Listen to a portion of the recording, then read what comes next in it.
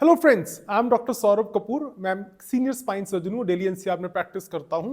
आज हम बात करेंगे शमीम जी की, जो कि जिनकी उम्र 63 साल है। इनको एक कंडीशन है जिसको सर्वाइकल माइलोपैथी कहते हैं। सर्वाइकल माइलोपैथी एक ऐसी बीमारी होती है जो गर्दन में नस दबने के कारण हो जाती है, ज़्यादातर सीनियर सिटीजन्स में होती है। इस नस दबने के कारण हाथ पाँव को सप्लाई करने वाली नसें खराब हो जाती हैं, जिसकी वजह से हाथ में कमजोरी आना, हाथ से चीज़ें छूटना, हैंड राइटिंग खराब होना, पाँव का बैलेंस खराब होना, ये सब प्रॉब्लम्स शुरू हो जाती हैं। सर्वाइकल माइलोपैथी नीचे की कमर की नस दबने के मुकाबले एक अलग बीमारी है। इस बीमारी में नॉन सर्जिकल ट्रीटमेंट का ज़्यादा रोल नहीं है। अगर एक बार सर्वाइकल माइलोपैथी शुरू हो गई और सिम्टम शुरू हो गए तो ये 90 to 95% केसेस में प्रोग्रेस करेंगे ही। कितनी जल्दी करेंगे हमें नहीं पता। हो सकता है 1 महीने में ही इतना प्रोग्रेशन हो जाए कि पेशेंट चलता फिरता पेशेंट व्हील चेयर पे आ जाए। हो सकता है कि 1 साल लग जाए, पर प्रोग्रेस करेंगे ही। दूसरी इसकी खास बात यह है कि सर्वाइकल माइलोपैथी में जिस स्टेज पे आप ऑपरेशन कराते हैं, ऑपरेशन का एक ही मकसद होता है कि और खराब ना हो। कितनी रिकवरी होगी हम नहीं जानते, हम गारंटी भी नहीं दे सकते। रिकवरी ज्यादातर होती है, अगर अर्ली स्टेज में कराते हैं तो रिकवरी के चांसेस ज्यादा हैं। शायद 100% ना हो, बट 90 तक हो सकती है।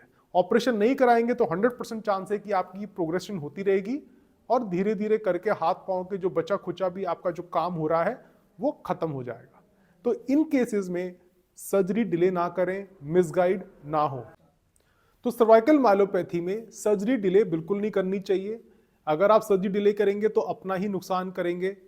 सर्वाइकल माइलोपैथी में अगर कोई आपको कहता है कि फिजियोथेरेपी से ठीक कर देंगे, एक्यूपंक्चर से ठीक कर देंगे या गर्दन मोड़ के ठीक कर देंगे, तो बिल्कुल गलत है। इससे आपका और नुकसान हो सकता है। आज हम देखेंगे मिस्टर शमीम अहमद, जिनकी उम्र 63 साल है, उन्होंने सर्जरी के पहले क्या उनके मन में डाउट्स थे और सर्जरी के बाद में उनकी रिकवरी कैसे हुई। नमस्कार जी, मेरा नाम डॉक्टर सौरभ कपूर है। मैं सीनियर स्पाइन सर्जन हूँ। आज मेरे साथ में शमीम जी हैं, उनके बेटे वसीम जी हैं, हमारी स्टाफ नर्स हैं। आपका नाम? प्रिया। ऑलराइट। शमीम जी, आपकी उम्र कितनी है? 63। क्या प्रॉब्लम क्या आ रही थी आपको? मेरे को स्पाइन में ही दिक्कत हो रही थी। हाँ। सर्वाइकल पेन स्टार्ट हुआ था, मेरे बैलेंस दब गई थी, तो मेरे हाथ पैर सुन रहते थे। हाँ। बैलेंस सही नहीं रहता था, गिर जाता था कभी कभी चलते चलते। हाँ, कब से हो रहा था ये कोई 4 महीने से हो रहा था। 4 महीने से आपको लग रहा था कि और खराब होता जा रहा है? हाँ, बढ़ता जा रहा था धीरे धीरे। तो आपकी एमआरआई कराई, तो एमआरआई में क्या बताया गया, क्या दिक्कत है आपको? हमारा जो बताया था, कंप्रेसर वाली भैंस दबी हुई है कोई। कहाँ पे, गर्दन में कि नीचे? गर्दन में। गर्दन में दबी हुई थी ना, उसी कारण से दिक्कत आ रही थी। उसी कारण से दिक्कत। तो आपको सर्जरी के लिए बताया गया, उसके बाद में आपने सर्जरी के लिए कोशिश करी? सर्जरी के मुझे बताया गया, 5 हॉस्पिटल वालों ने बताया था। हाँ। फिर मैंने आपका नाम सुना हुआ, तो इसलिए मैं आपके पास आया। ठीक है। सर्जरी से पहले क्या डर थे आपके मन में? सर्जरी से पहले यही डर था कि पैरालाइज ना हो जाऊं और ज़्यादा दिक्कत ना हो जाए। ठीक है। लेकिन ऐसा कुछ हुआ नहीं, और सर्जरी के 2 घंटे बाद ही आपने खड़ा कर दिया। ठीक है। अब वसीम, आपके मन में क्या डर था ऑपरेशन से पहले? सर यही डर था कि पापा ठीक हो पाएंगे नहीं हो पाएंगे, वही पैरालाइज वाली। मेरे को तो ये भी डर था कि पापा को कुछ हो ही ना जाए। अच्छा। बट सर ऐसा कुछ नहीं हुआ आपकी बदौलत। अच्छा, मैं तो बहुत खुश हूँ। सर्जरी आपकी सुबह हुई, शाम को चलना शुरू कर दिया था आपने? सर 4 बजे से चलने लगे।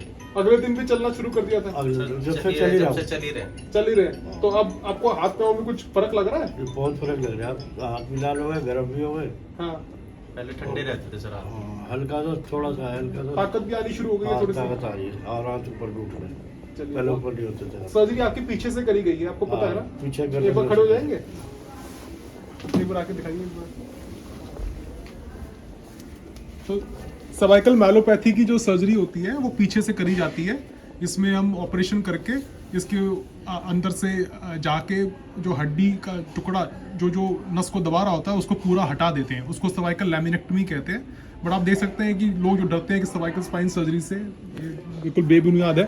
ज़्यादातर केसेस में ऑपरेशन के बाद में पेशेंट जल्दी ठीक हो जाते हैं और मोबिलाइज भी करते हैं, और सेम डे वॉकिंग भी शुरू हो गई। 2 दिन में अब छुट्टी हो रही है इनकी। आपका नाम क्या है? प्रिया जी, आप इनको देख रहे हैं ऑपरेशन से पहले और बाद से, तो ऑपरेशन से पहले और बाद में आपको क्या फर्क लगा? ऑपरेशन से पहले मिस्टर शमीम जो है बहुत ही ज़्यादा डरे हुए थे सर्जरी को लेकर कि मतलब ये वापस खड़े हो पाएंगे या नहीं, या कुछ हाथ से पकड़ पाएंगे भी या नहीं। लेकिन आफ्टर सर्जरी मिस्टर शमीम ने बहुत अच्छा रिस्पांस किया है और मतलब इन्हों की कंडीशन पहले से बहुत बेटर है और इन्होंने मतलब मेडिसिन से लेकर पूरे स्टाफ को बहुत खुश किया है। चलो ठीक, थैंक यू।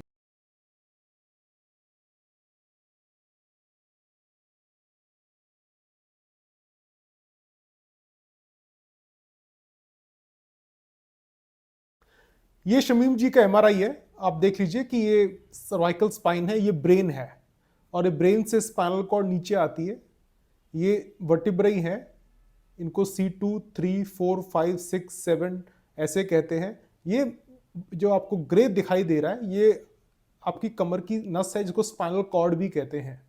ये नीचे ऐसे आती है। आप देखेंगे कि इस स्पाइनल कॉर्ड के आगे सफ़ेद पानी है यहाँ पे और यहाँ पे, बट यहाँ पे सफ़ेद पानी गायब हो गया है, इसलिए क्योंकि ये डिस्क का जो पोर्शन है ये पीछे की तरफ आ रहा है और इसकी वजह से स्पाइनल कॉर्ड जो इतनी फूली हुई होनी चाहिए थी अब बिल्कुल पतली हो गई है, सिर्फ इतनी सी जगह रह गई है इसके लिए। और इसी कारण से जो यहाँ से नसें हाथों और पाँव को सप्लाई करती हैं वो अब अपना काम नहीं कर रही हैं, जिसकी वजह से इनके हाथ कमज़ोर हो रहे हैं, पाँव कमज़ोर हो रहे हैं, इनका बैलेंस ख़राब होता जा रहा है। और सर्वाइकल माइलोपैथी एक ऐसी बीमारी है जो 95% केसेस में प्रोग्रेस करती ही करती है और जितनी जल्दी आप सर्जरी कराएंगे उतनी चांसेस हैं कि रिकवरी होगी और आगे और ख़राब नहीं होगा। तो सर्वाइकल माइलोपैथी को आप बिना सर्जरी के नहीं छोड़ सकते।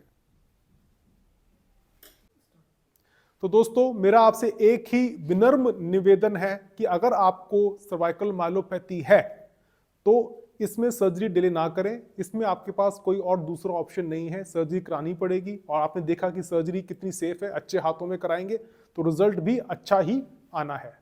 मुझे उम्मीद है कि इससे आपको फायदा हुआ होगा। If you like my channel please subscribe to it. धन्यवाद।